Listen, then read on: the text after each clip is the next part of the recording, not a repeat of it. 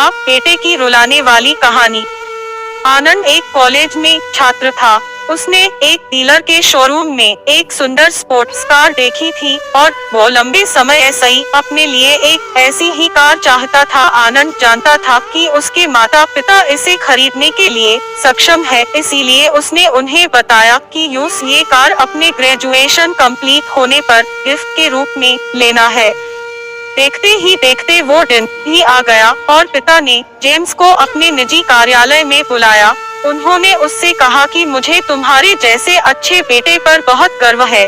उन्होंने यूस बताया कि वह उससे कितना प्यार करता है और यूस एक प्यारा रैपर ऐसे ही लिपटा हुआ उपहार दिया। आनंद उस छोटे ऐसे ही गिफ्ट के डब्बे को देख निराशा महसूस करने लगा, लेकिन वह जानने के लिए उत्सुक था कि ऐसा क्या था उस बॉक्स में, इसलिए उसने बॉक्स तुरंत खोला और उसमें एक लाल कपड़े ऐसे ही लिपटी भगवत गीता देखी।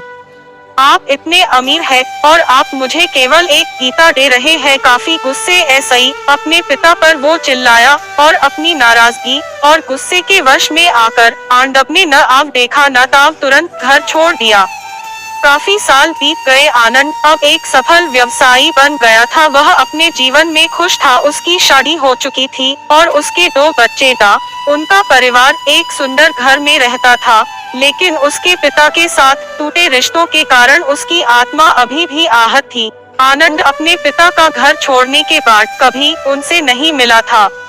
आनंद को उस दिन के बाद अपने पिता को न मिलने का पछतावा हमेशा रहने वाला था, क्योंकि एक दिन उस एक पत्र मिला जिसमें उसके पिता के निधन की खबर थी और साथ ही ये बताया गया था कि उन्होंने अपने जीवन भर की पूंजी वसीयतनामा के अनुसार अब आनंद के नाम कर गए था।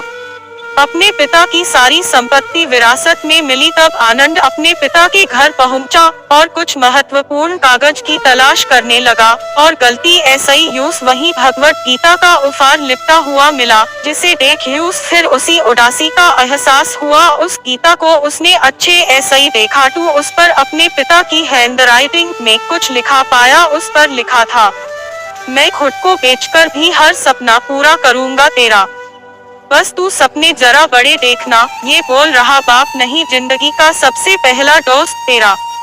ये कविता पढ़ी ही थी कि अचानक उस किताब ऐसे ही एक चाबी गिरी, जिसके ऊपर लगे टैग पर उसके ग्रेजुएट होने की तारीख के साथ कांग्रेचुलेशन और आई लव यू लिखा हुआ था। आनंद के सर के ऊपर ऐसे ही उसके पिता का साया टू पहले ही उठ चुका था और आज उसकी जिंदगी की सबसे बड़ी गलती के बारे में जानकर उसके पैरों के नीचे ऐसे ही जमीन भी खिसक गई। इस दिन आनंद की आंखें और रूह दोनों पछतावे के आंसू रोई। दोस्तों, कैसे लगा मेरा कहानी कमेंट बॉक्स में जाकर लिखें। आपका समय देने के लिए धन्यवाद।